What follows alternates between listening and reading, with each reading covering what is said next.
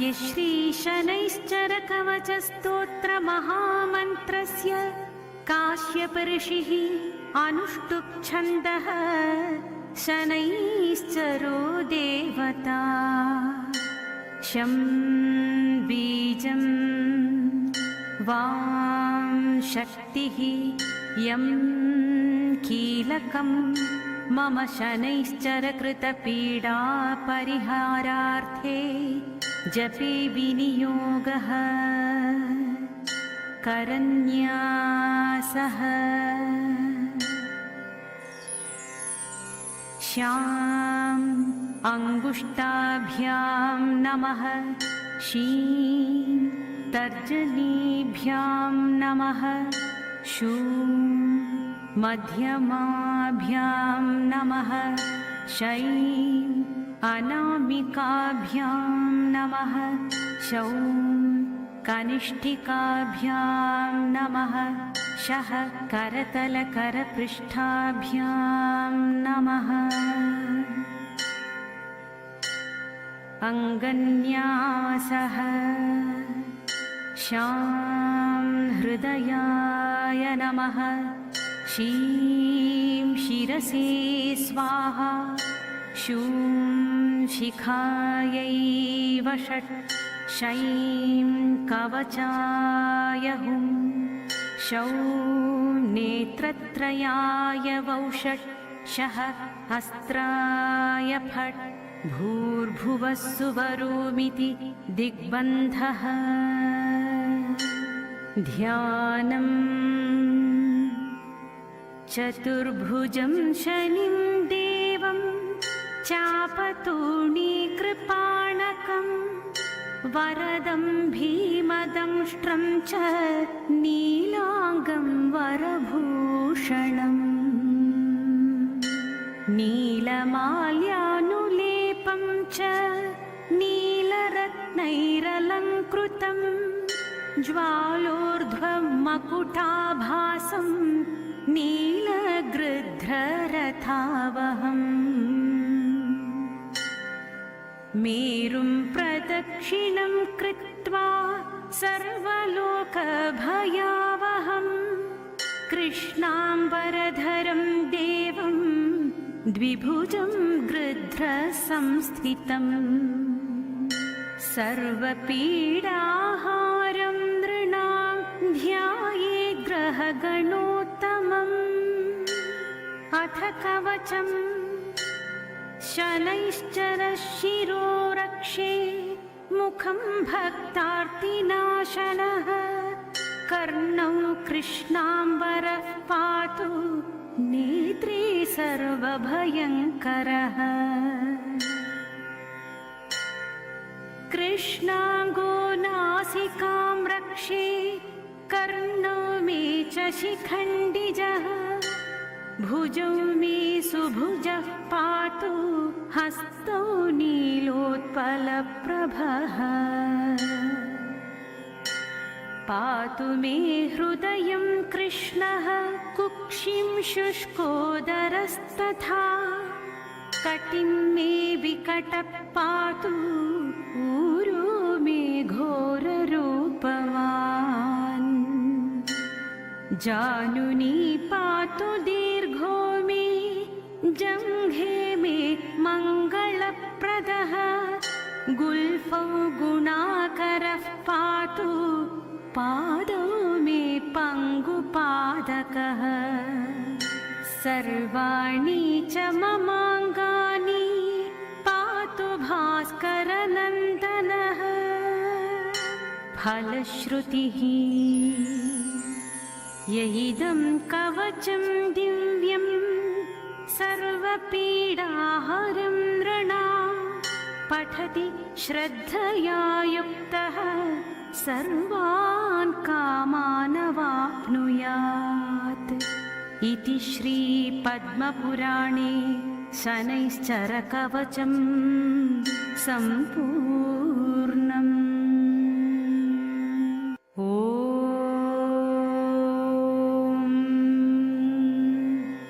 अस्य श्रीशनैश्चरकवचस्तोत्रमहामन्त्रस्य काश्यपऋषिः अनुष्टुप्छन्दः शनैश्चरो देवता शं बीजं वां शक्तिः यं कीलकं मम शनैश्चरकृतपीडा परिहारार्थे जपे विनियोगः करन्यासः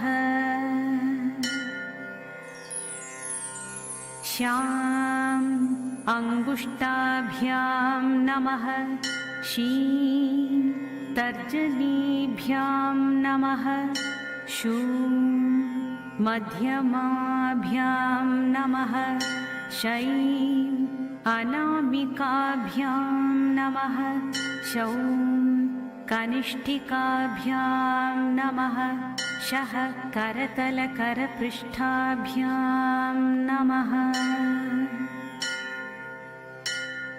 अङ्गन्यासः श्यां हृदयाय नमः शीं शिरसे स्वाहा शूं शिखायै वषट् शैं कवचाय हुं शौं नेत्रत्रयाय वौषट् शः अस्त्राय फट् भूर्भुवः सुवरोमिति दिग्बन्धः ध्यानम् चतुर्भुजं शनिं देवं चापतूणीकृपाणकं वरदं भीमदंष्ट्रं च नीलाङ्गं वरभूषणम् नीलमाल्यानुलेपं च नीलरत्नैरलङ्कृतं ज्वालोर्ध्वं मकुटाभासं नीलगृध्ररथावहम् मेरुं प्रदक्षिणं कृत्वा सर्वलोकभयावहं कृष्णाम्बरधरं देवं द्विभुजं गृध्रसंस्थितम् सर्वपीडाहारं नृणां ध्यायेत् ग्रहगणोत्तमम् अथ कवचम् शनैश्चरः शिरो रक्षे मुखं भक्तार्तिनाशनः कर्णौ कृष्णाम्बरः पातु नेत्रे सर्वभयङ्करः कृष्णाङ्गो नासिकां रक्षे कर्णौ मे च शिखण्डिजः भुजौ मे सुभुजः पातु हस्तौ नीलोत्पलप्रभः पातु मे हृदयं कृष्णः कुक्षिं शुष्कोदरस्तथा कटिं मे विकटः पातु ऊरो मे घोररूपवान् जानुनी पातु दीर्घो मे जङ्घे मे मङ्गलप्रदः गुल्फौ गुणाकरः पातु पादौ मे पङ्गुपादकः सर्वाणि च ममाङ्गानि पातु भास्करनन्दनः फलश्रुतिः यइदं कवचं दिव्यं सर्वपीडाहरं नृणां पठति श्रद्धया युक्तः सर्वान् कामानवाप्नुयात् इति श्रीपद्मपुराणे शनैश्चरकवचं सम्पूर्णम्।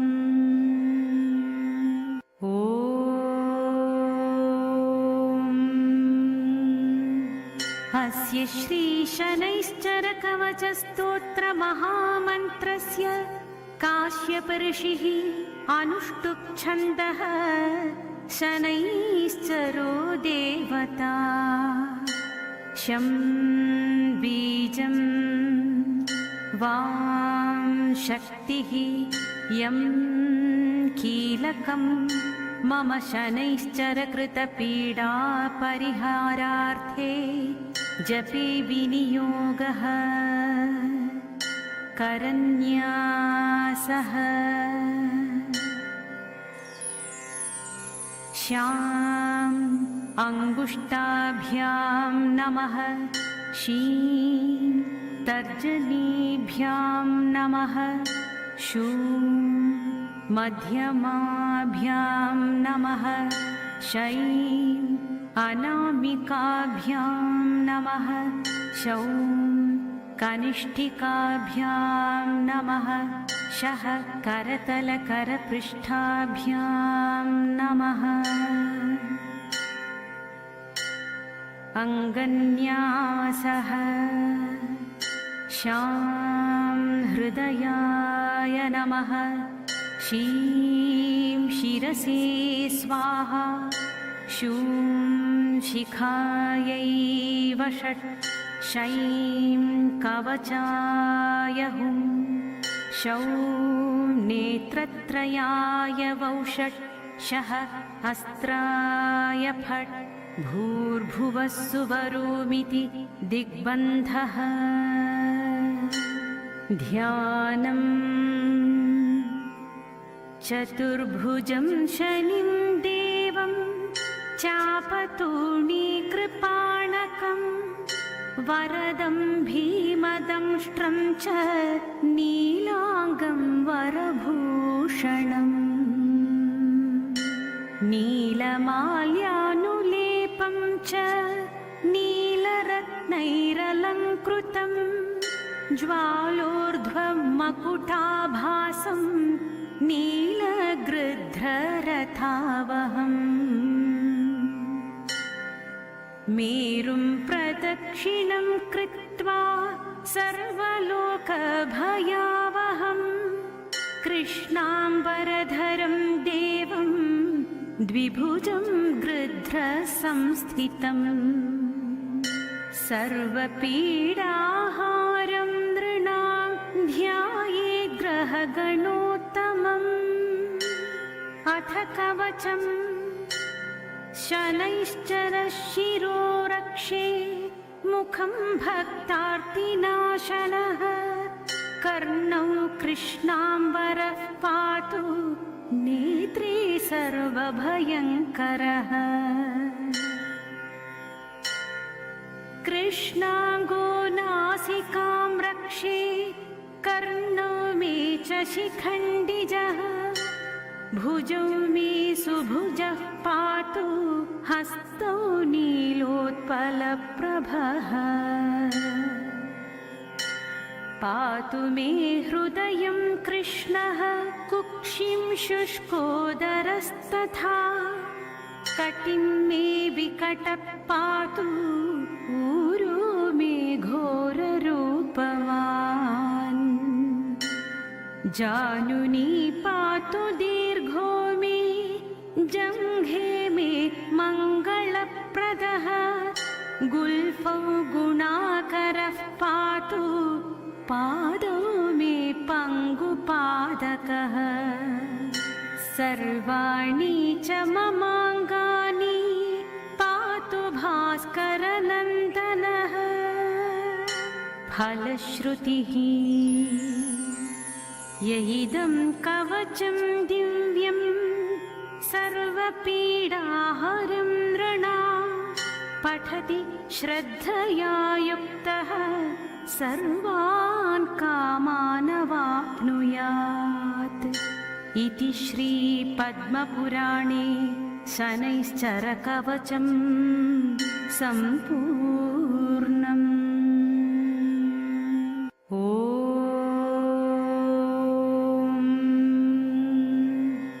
अस्य श्रीशनैश्चरकवचस्तोत्रमहामन्त्रस्य काश्यपऋषिः अनुष्टुप् छन्दः शनैश्चरो देवता शं बीजं वां शक्तिः यं कीलकं मम शनैश्चरकृतपीडापरिहारार्थे जपे विनियोगः करन्यासः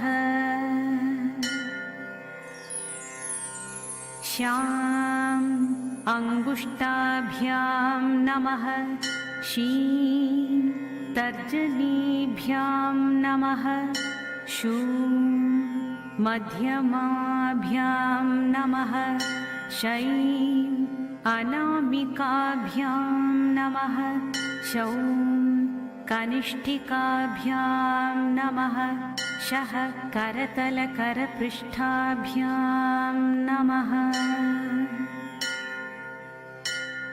अङ्गन्यासः श्यां हृदयाय नमः शीं शिरसे स्वाहा शूं शिखायै वषट् शैं कवचाय हुं शौं नेत्रत्रयाय वौषट् शः अस्त्राय फट् भूर्भुवः सुवरोमिति दिग्बन्धः ध्यानम् चतुर्भुजं शनिं देवं चापतूणीकृपाणकं वरदं भीमदंष्ट्रं च नीलाङ्गं वरभूषणम् नीलमाल्यानुलेपं च नीलरत्नैरलङ्कृतं ज्वालोर्ध्वमकुटाभासं नीलगृध्ररथावहम् मेरुं प्रदक्षिणं कृत्वा सर्वलोकभयावहं कृष्णाम्बरधरं देवं द्विभुजं गृध्रसंस्थितम् सर्वपीडाहारं नृणां ध्यायेद्ग्रहगणोत्तमम् अथ कवचम् शनैश्चरशिरो रक्षे मुखं भक्तार्तिनाशनः कर्णौ कृष्णाम्बरः पातु नेत्रे सर्वभयङ्करः कृष्णाङ्गो नासिकां रक्षे कर्णौ मे च शिखण्डिजः भुजौ मे सुभुजः पातु हस्तौ नीलोत्पलप्रभः पातु मे हृदयं कृष्णः कुक्षिं शुष्कोदरस्तथा कटिं मे विकटः पातु ऊरो मे घोररूपवान् जानुनी पातु दीर्घो मे जङ्घे मे मङ्गलप्रदः गुल्फौ गुणाकरः पातु पादौ मे पङ्गुपादकः सर्वाणि च ममाङ्गानि पातु भास्करनन्दनः फलश्रुतिः यइदं कवचं दिव्यं सर्वपीडाहरं नृणां पठति श्रद्धया युक्तः सर्वान् कामानवाप्नुयात् इति श्रीपद्मपुराणे शनैश्चरकवचं सम्पूर्णम्।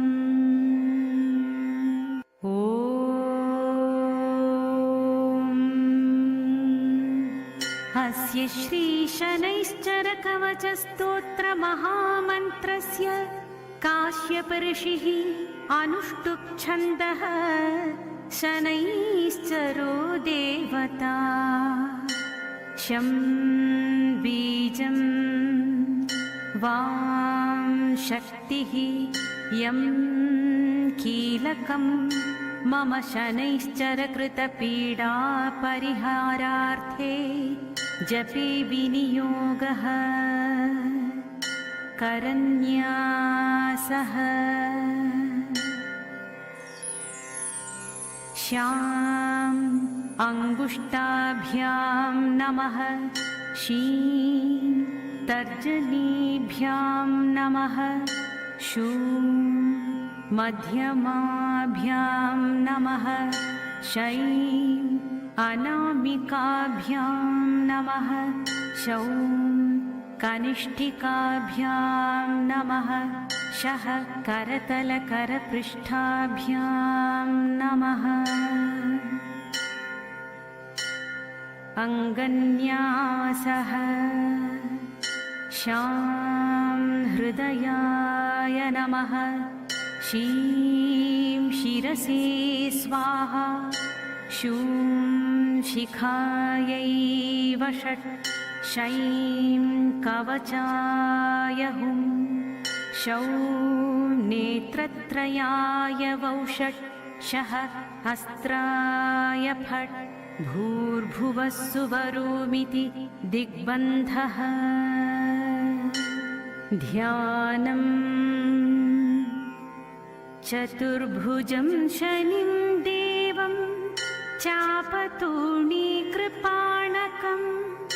वरदं भीमदंष्ट्रं च नीलाङ्गं वरभूषणम्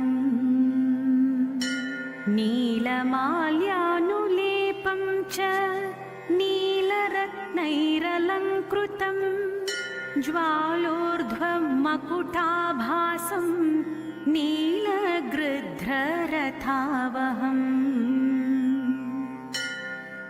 मेरुं प्रदक्षिणं कृत्वा सर्वलोकभयावहं कृष्णाम्बरधरं देवं द्विभुजं गृध्रसंस्थितम् सर्वपीडाहारं नृणां ध्यायेत् ग्रहगणोत्तमम् अथ कवचम् शनैश्चरशिरो रक्षे मुखं भक्तार्तिनाशनः